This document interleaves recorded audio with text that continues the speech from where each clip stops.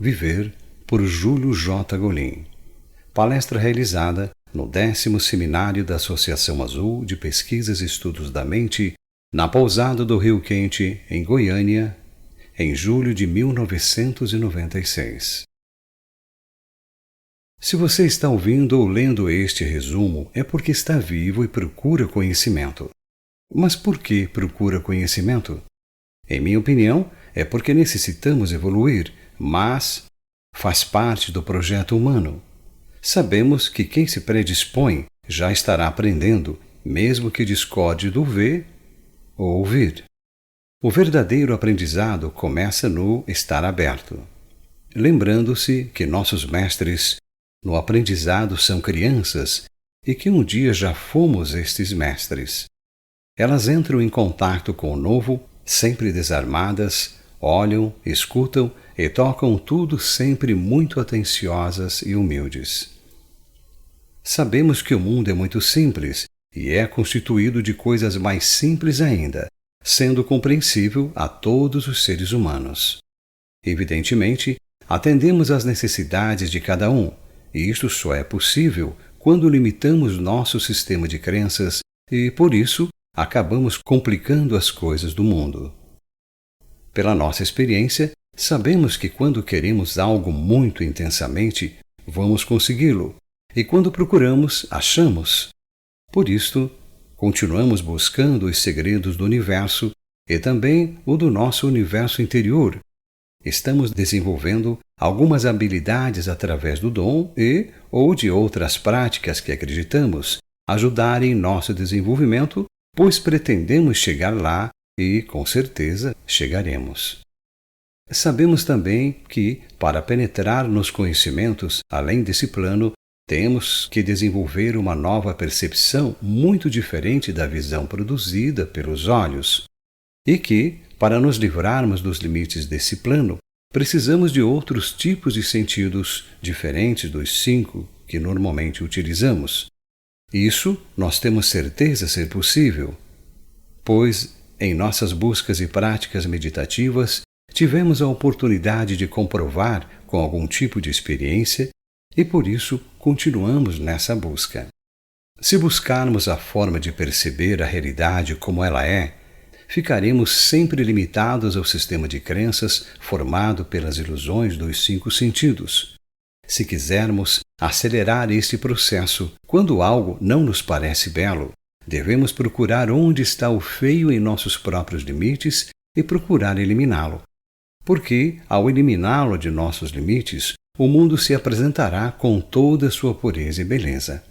Assim, entraremos em contato com as formas de energias que moldam a matéria e estas atenderão nossas mentalizações, principalmente quando estivermos em equilíbrio ou em sintonia com as leis do amor. Se assim procedermos, com certeza saberemos o que nos interessa e também, instintivamente, colocaremos barreiras para evitar que os estranhos adentrem em nosso mundo, ou seja, saberemos utilizar adequadamente a lei dos semelhantes. E a natureza será mais uma aliada em nosso caminhar. Vamos refletir um pouco mais sobre essas limitações de bom ou ruim, do certo ou errado. Muitas vezes, não gostamos de algo e jogamos fora como sendo ruim. No entanto, aparece alguém e o apanha considerando bom. Pode um mesmo objeto ser ruim ou bom ao mesmo tempo? Ou é a realidade de quem avalia que se pode considerá-lo ruim ou bom? Portanto, se tudo depende de nossa realidade, ao criarmos um inimigo, também podemos destruí-lo e tornar a criá-lo como amigo. Quem cria também pode destruir, e para isto só necessitamos de compreensão. Lembre-se, a compreensão deverá ser a nossa eterna busca e jamais deverá faltar em nossas meditações o desejo de ampliá-las, pois, se a tivermos com certeza, nosso mundo será cada vez melhor. Com nossas experiências e com o dom, sabemos que nossas paixões traçam caminhos. Nosso corpo é o veículo, nossa fé é quem dirige, a vontade vence barreiras e, acima de tudo, sabemos ser a compreensão a que faz a avaliação dos caminhos para seguirmos mais seguros. Podemos até dizer que o nosso mundo é um constante trabalho de parto e a parteira é a compreensão. Quando observamos o mundo à nossa volta, concluímos que todos estão procurando uma luz, com a qual todos querem caminhar com segurança. Evidentemente, cada um no caminho que lhe foi destinado ou que escolheu. É do nosso conhecimento também que, se nossos pensamentos forem de boa qualidade, assim será nosso mundo, e não haverá em cima ou embaixo que possa nos desviar do caminho. Neste momento, é importante refletirmos também sobre nossos sentimentos de posses ou apegos, por ser um dos grandes limitadores do nosso desenvolvimento. Devemos lembrar sempre que nem a luz que nossos olhos veem é somente nossa. Ela é a luz de todos que conosco compartilham o sol. Nossos pensamentos não são somente nossos, eles pertencem ao mar de pensamentos que são compartilhados por todos os seres pensantes do planeta ou, quem sabe, do universo. Não devemos ser dono das coisas do universo, mas sim administradores destas coisas. Devemos lembrar que somos co-participantes da criação e evolução. Nada é nosso, mas tudo nos pertence. Por isto, aquilo que nos toca deve ser administrado com sabedoria para que não nos arrependamos de termos sido relapsos. Ao administrarmos as coisas do universo, devemos estar conscientes de que todas as nossas relações, com elas e com os seres, são determinadas pelo que queremos deles e ou pelo que eles querem de nós. Portanto, devemos ser responsáveis pelas nossas relações e procurar lembrar que não devemos obter de nenhum ser um prazer que para ele seja uma dor, pois se o fizermos, com certeza, nosso prazer mais tarde doerá mais do que aquela dor. Nem devemos obter coisa alguma que nos seja um bem, mas que para outros seja um mal, pois se o fizermos, estaremos desejando um mal também para nós. Em nossas relações, devemos evitar queixas, porque ao nos queixarmos de alguma coisa, a transformaremos em flagelo para nós mesmos. No entanto, se buscarmos forças para suportá-la, estaremos flagelando-a e a transformaremos em nossa aliada e serva fiel para nosso desenvolvimento. Devemos lembrar também que, se nesta caminhada buscarmos nos alimentar de elogios, na verdade, estaremos externando nossos apegos pela habilidade que temos, e isto não é bom. Portanto, devemos evitar os elogios ou de nos apegarmos a eles, lembrando sempre que o trabalho, além de ser uma dádiva na participação da construção do universo, é uma recompensa para o trabalhador que ama o que faz. Nossa atitude interior ao ouvir um elogio deve ser de oferecê-lo a Deus, pela sua bondade, de nos ter permitido desenvolver tal atividade na construção ou na evolução do mundo em que vivemos. Caso contrário, alimentaremos a vaidade, que é um dos grandes empecilhos para continuarmos como participantes da criação de nossa evolução. Após compreendermos tudo isso, temos que partir em busca de nossos conhecimentos por direito, lembrando que aprendemos para ensinar, ou seja, nesta caminhada, seremos alunos e mestres o tempo todo. Portanto, é sábio lembrar que não devemos querer limitar nossos mestres ou modelos e nem atingi-los. Devemos procurar ser nós mesmos, pois cada um de nós é único no universo e teremos que atingir nossa evolução com os nossos próprios limites. Evolução não se dá a ninguém. O mestre não deve fazer o discípulo evoluir. Ele deve apenas orientar seus primeiros passos para que, quando o mestre se for, o discípulo esteja preparado para continuar sua caminhada, mas com seus próprios pés. Sabendo disso, devemos buscar o maior domínio do corpo e da mente, acreditando ser possível de uma sensibilidade apurada para entender a linguagem do universo, para com isto deixarmos de acreditar e passarmos a saber, ou seja, nos libertar dos instintos, das deduções, para vivermos no mundo da intuição. No início do século XX, Jung, homem de ciência e meditador, insistia em defender o inconsciente coletivo e foi ridicularizado pelos colegas. Entretanto, psicanalistas e alguns físicos de hoje estão surpresos com suas próprias descobertas em relação ao universo, à matéria e à energia. E as teorias de Jung já não estão sendo ridicularizadas como foram. Muitas novidades da ciência são as mesmas descobertas que alguns leigos, já há muito tempo, comprovaram para si mesmos na prática meditativa, mas que não conseguiram provar em laboratórios. Observe que a medicina tradicional já se relaciona com outras formas de tratamento menos ortodoxas, onde alguns instrumentos e medicamentos são oferecidos para os tratamentos de certas doenças. O paciente já não é visto como uma máquina com defeito, mas sim como um organismo vivo que interage com outros organismos.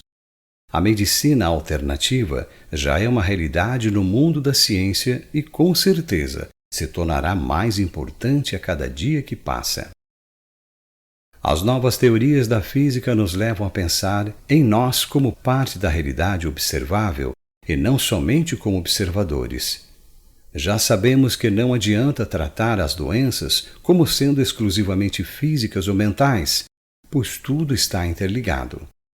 Apesar de tantas informações disponíveis, ainda a grande maioria das atividades na área médica continua pensando de forma tradicional, talvez por comodismo ou por interesse, mas ainda não aceitam telepatia, psicocinese, mentalização, sintonia mental, estímulos de energia, intuição e percepção. Ainda são céticos de que isto e muito mais pode ser desenvolvido, ou seja, continuam presas a leis clássicas que com certeza justificam seus diplomas. É notório também que as religiões querem o direito e a autoridade sobre o ser humano. Entretanto, é bom lembrar que o tempo das religiões, tais como as conhecemos hoje, já está passando. A grande maioria delas esqueceu de ensinar a pescar, preferindo impor aos seus seguidores uma verdade absoluta, não se importando se eles a vivenciam ou não. Temos que acreditar mesmo sem entender, pois isto, dizem eles, é ter fé. Acredito que o futuro do nosso planeta dependerá da união da ciência com a espiritualidade. Apesar de tudo, compartilho o pensamento de Jung, que diz: todas as religiões são terapias para as tristezas e perturbações da alma. Por isto, elas são importantíssimas para o equilíbrio de nossa sociedade e, por consequência, para a nossa evolução.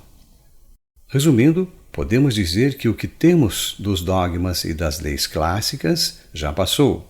O ser humano está adentrando na era onde terá que buscar por si mesmo, lembrando que não será através do intelecto que iremos nos realizar, mas sim pelo autoconhecimento.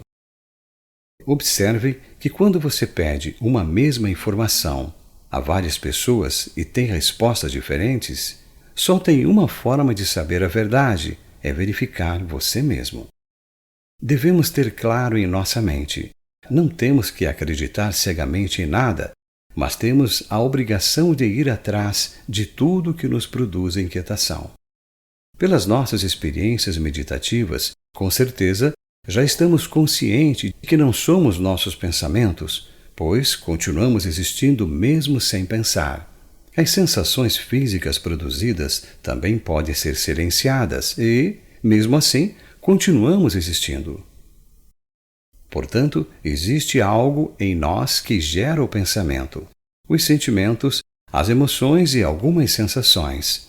Notamos que esse algo, quando dormimos, liga e desliga nossos sonhos e outras atividades das quais não temos consciência.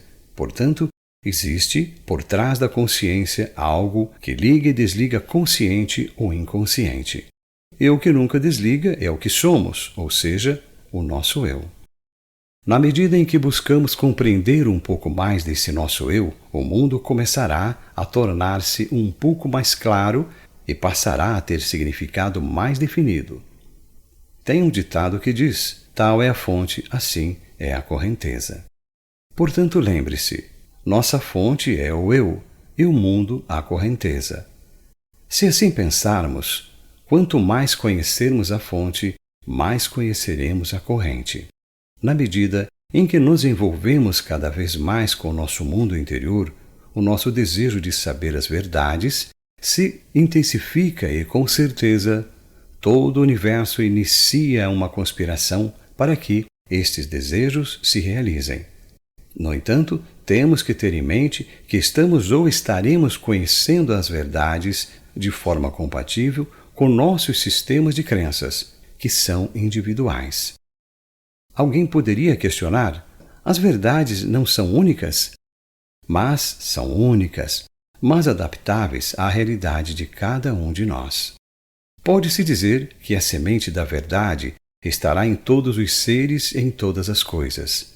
A nossa tarefa é semear a verdade, mas preparar a estação favorável para que a semente possa germinar dentro de nossas realidades. Lembre-se também que algumas sementes podem ficar enterradas por muito tempo, mas rapidamente germinam quando estimuladas pelo alento da primeira estação favorável.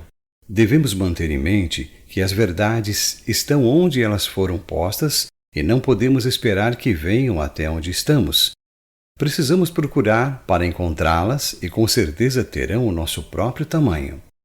Sabemos que muitas vezes temos que aceitar o desconhecido, mas é importante termos consciência de que nos será permitido conhecer ou compreender. Devemos evitar ficar contra aquilo que ignoramos, pois alimentaremos um enigma cada vez mais irritante e se tornar cada vez mais distante para a nossa compreensão.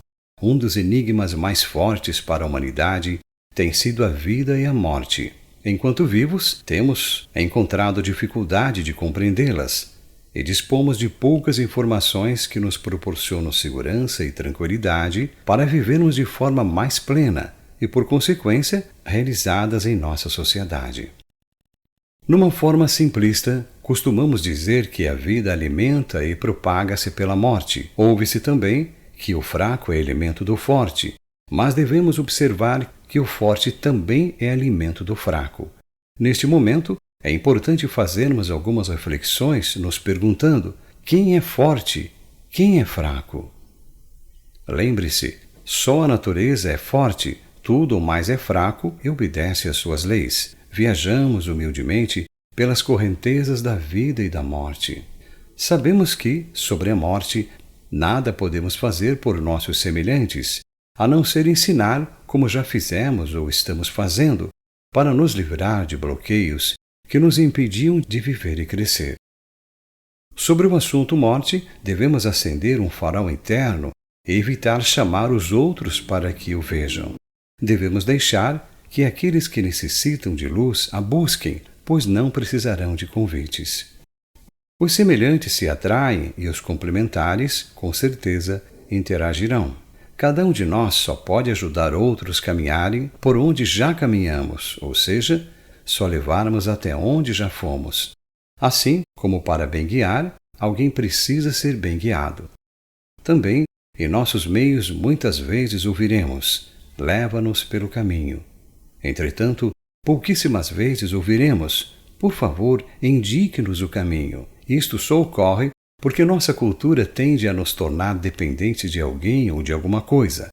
Mas é importante salientar que cada um de nós carrega consigo a sua maneira própria de carregar a vida, a morte e a pós-morte, ou de não se interessar por isso. Acho que isto, acima de tudo, deve ser respeitado.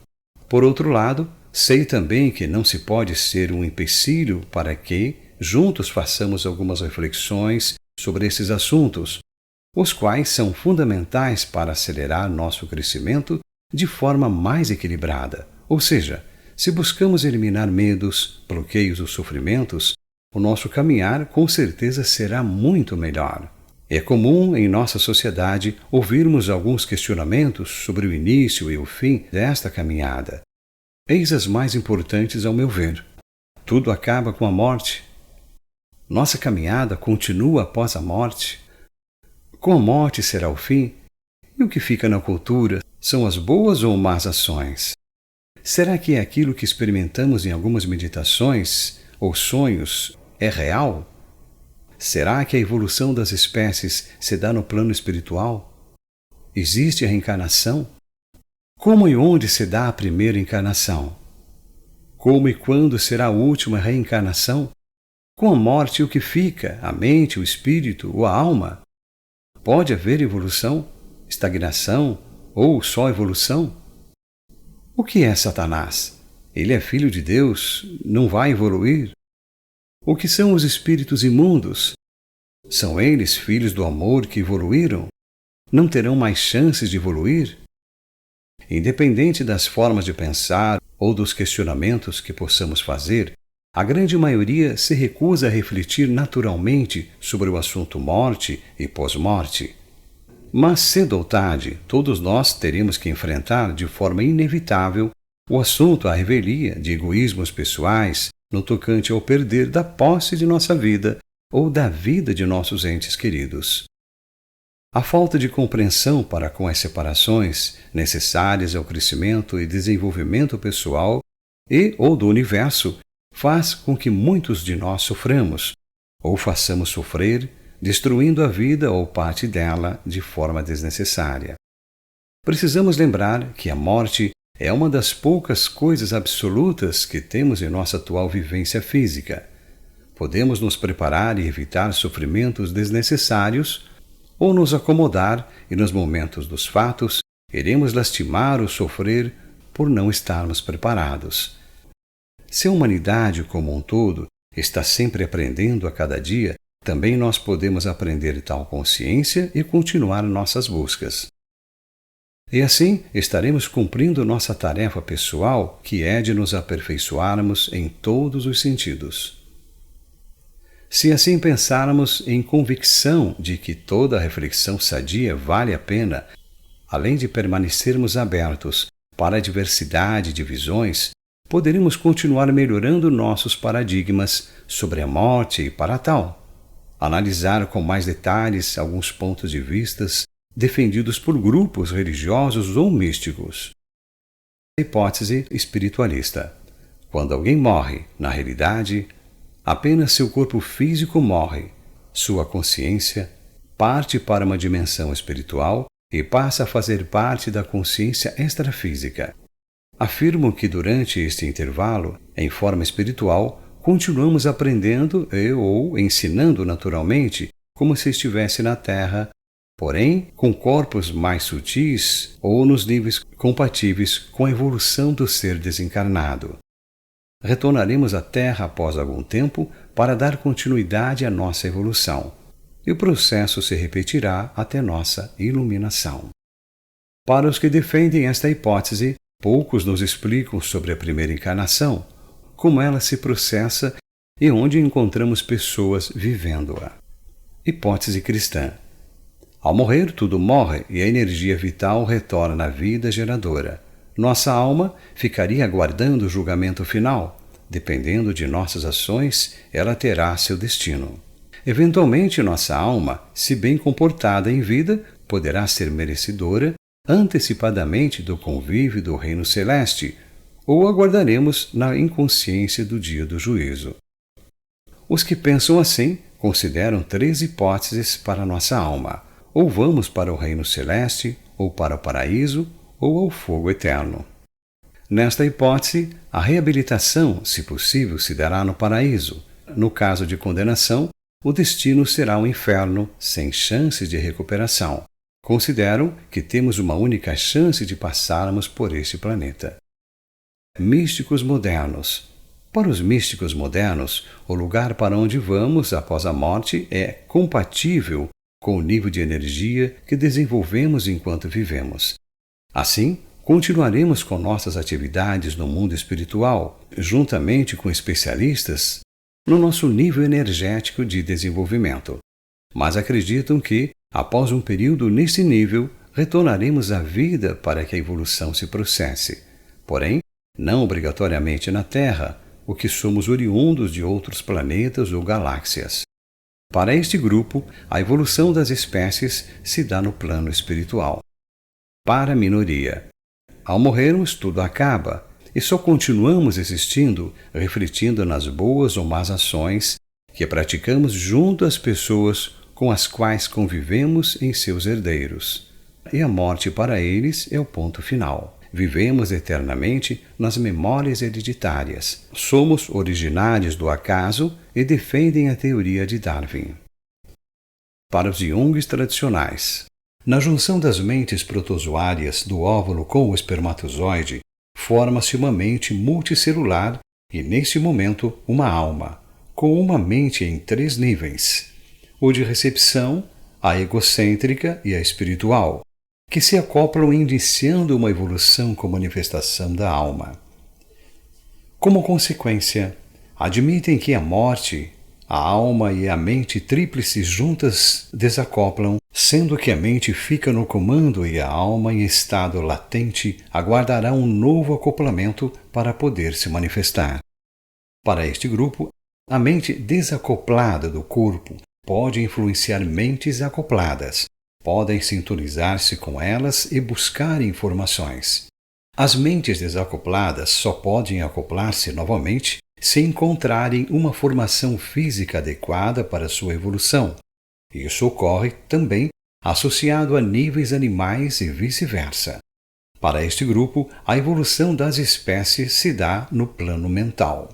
Os defensores desta hipótese admitem a evolução com mais chances de retornar ao processo natural de evolução. Admitem também que a nossa evolução poderá se processar em nível do universo, ou seja, não estamos limitados ao planeta Terra. Se buscarmos avaliar os tópicos comuns entre a maioria dessas hipóteses, poderemos concluir algumas coisas interessantes, como, por exemplo, a morte nada mais é do que um novo nascimento para uma nova etapa da evolução. O paraíso começa aqui, pois ele é um bom período de adaptação entre 2 estados, estar vivo e numa continuidade no pós-morte. O mundo das trevas nada mais é do que a dificuldade em adaptar-se aqui ou após morte, para continuarmos nossa evolução. Por isso, ouvimos dizer: vive no inferno. Num contexto psicológico, também concluímos que somos seres que, apesar de tudo, tememos o desconhecido. Na verdade, temos medo do novo. Apesar de todas as informações que temos observando que alguém morre na família, transformamos nosso sangue em lágrimas e permitimos que a tristeza tome conta do nosso interior. Tudo isso com consequências maléficas para o nosso corpo que ainda tem jornadas para cumprir. Se pensarmos que o conhecimento é filho da ignorância e a decadência filha do crescimento, e que a vida é filha da morte e a morte é filha da vida, então ambas são uma só em todos os pontos do tempo e do espaço. E assim sendo, nossa alegria de viver e crescer deveria ser a mesma de decair e morrer. A estrada da vida e da morte é uma só e a evolução depende delas. Li um pensamento em algum lugar que dizia: a maior parte dos seres humanos vivem para morrer, felizes são os que morrem para viver. Podemos observar também que o ser humano, por formação, é bairrista do intelecto, ou seja, defende suas coisas, ou as do seu grupo, como sendo sempre as melhores. Minha teoria é certa. Não me interessa o que os outros pensam, etc. Mas este comportamento nada mais é do que exteriorização de nossas limitações e isso, com certeza, nos impedirá de evoluir. Lembre-se, a opção por aprender é de cada um. A escolha por onde caminhar é inteiramente individual e de responsabilidade de quem caminha. O universo respeita o nosso ritmo, mas não nossas acomodações. Eu acredito que o tempo lembra tudo, não só de nossas recordações vividas, mas também do que passou desapercebido.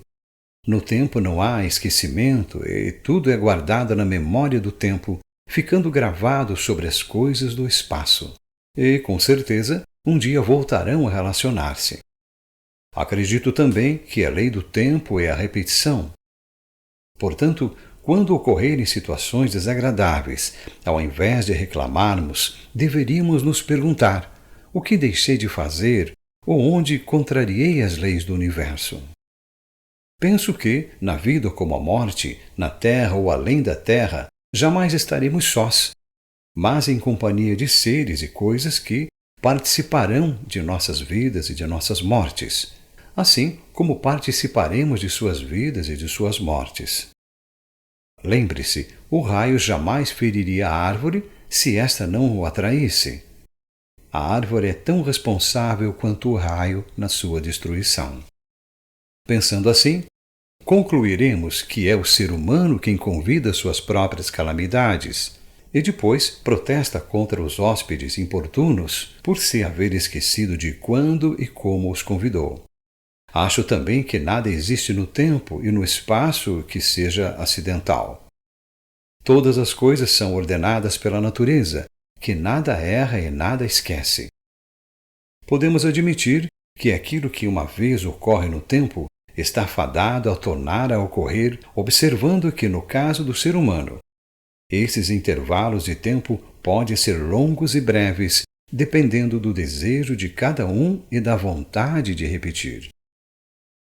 Levando isso a um contexto de universo, poderemos concluir que quando passamos desse ciclo, conhecido como vida, para outros conhecido como morte, e levamos conosco uma vontade que não foi satisfeita na Terra ou um desejo que não foi associado pelas paixões, então o magnetismo terrestre provavelmente nos atrairá novamente para o seu seio, visando atendê-los. E provavelmente a Terra nos amamentará e o tempo nos desmamará de vida em vida e de morte em morte, até que um dia nós mesmos nos desmamaremos por vontade própria. Dizem os sábios que, amando a terra e todos os seus filhos, quando o amor for saldo de tudo, então a terra dará quitação de nossos débitos. Assim sendo, temos que cuidar dos pesos mortos que carregamos nessa jornada, pois nada levaremos além de nossas próprias experiências. Penso que devemos compartilhar de tudo que de nós se aproximar e procurar aprender ao máximo, além de nos livrar de vontades e desejos ainda não atendidos. Assim, evitaremos carregar seu peso em formas de apego, para que não venhamos nos prender a eles e à terra, que é lugar de realizá-los. Lembrar também que o sistema de troca, o dinheiro, foi criado pelo ser humano para vivermos melhor e não para deixarmos de viver. Já pensaram se o universo nos cobrar pelo uso que faremos do sol, do ar, da água, sem os quais nada sobreviveria no planeta Terra? Temos que cuidar para que, com o nosso sistema de valores, não venhamos a criar um preço para a nossa própria vida. Normalmente, nossa vida tem o valor daquilo que nos é mais caro, mas sem ter consciência, estabelecemos para ela o preço do nosso maior apego. Devemos lembrar que de vez em quando que o mais impiedoso juiz é a ignorância, pois ela, dentro da sua falta de conhecimento, alimenta-se do julgamento. Para fugirmos de suas guerras, temos que ter como objetivo buscar a compreensão, porque será por ela que cresceremos ajudando o nosso próximo. Antes de julgarmos, deveríamos lembrar que precisamos do testemunho do cosmos que registra tudo em forma imparcial. Portanto, se pudéssemos levar o cosmos à corte, seria lícito julgarmos. Mas com certeza, neste momento, não precisaríamos de corte, pois deixaremos que a testemunha fosse o juiz, e com certeza esta deixaria que o réu se auto-julgasse. Penso que nossas preces só têm sentido se, através dela, pedirmos luz, para obtermos compreensão e não para que venham viver para nós ou nos aliviar de nossas responsabilidades. Se Deus, tendo-nos dado a semente de sua divindade, tivesse que cuidar dela, qual seria o nosso papel nessa caminhada? Imaginemos que cada pensamento seja gravado no universo, para que todos tenham acesso a eles, e que o mundo todo escuta nossas palavras, que nossas ações reagem sobre o nosso próprio ser e, ainda, que nossos desejos determinarão nosso futuro. Com certeza, nossa forma de viver tomará um rumo diferente do que aquele que estamos dando. observamos que alguns procuram crescer com esforço e suor de seus corpos, outros buscam com sua imaginação, que é nosso mais precioso tesouro e que nos permite vasculhar todos os recantos do universo e compreender tudo aquilo para a qual nos preparamos. Devemos nos expandir ao máximo e evitar os limites, pois onde nossa imaginação nos levar, lá estaremos. Sabemos que somos sua imagem e semelhança, ou melhor, somos sua prole. Portanto, não podemos ser diferente dele, pois sua centelha está entre nós. Por isso, quando dissermos eu, estamos falando de Deus e do mundo que criamos com nosso sistema de crenças.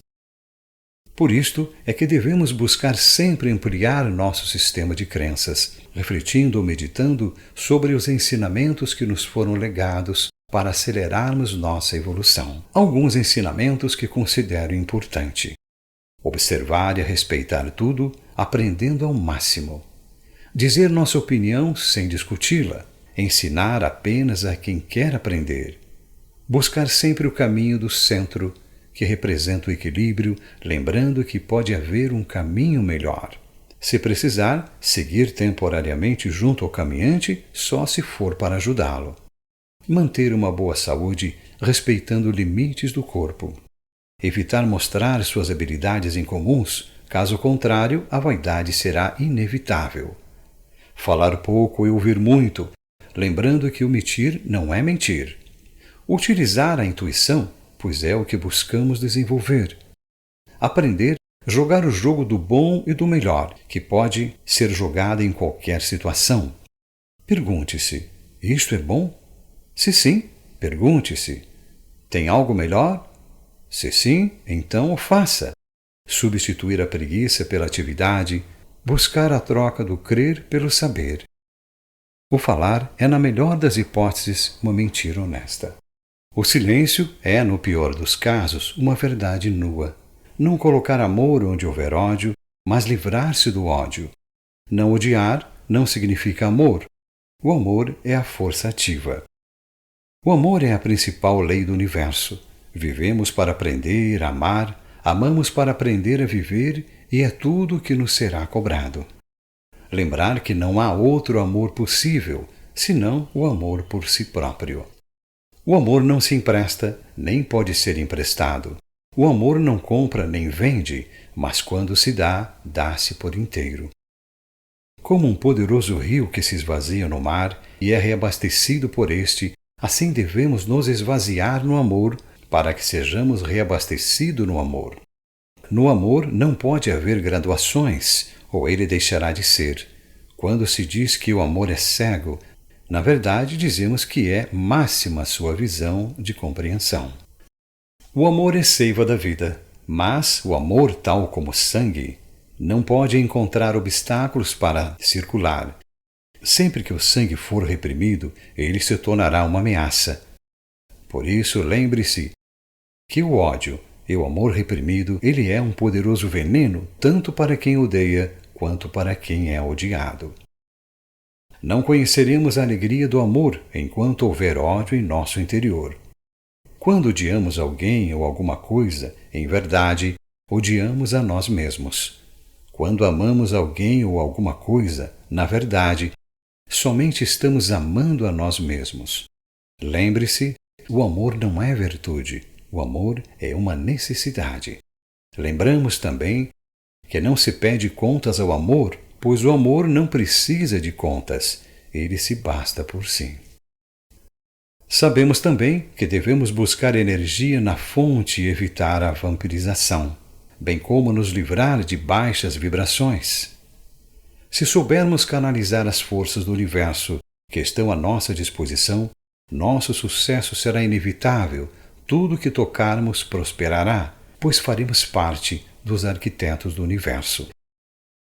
Nosso principal projeto será ajudarmos a transformar nosso mundo de acordo com nossos sonhos e, com certeza, teremos um mundo melhor em que viver. Faça a sua parte. Obrigado, Júlio Golin.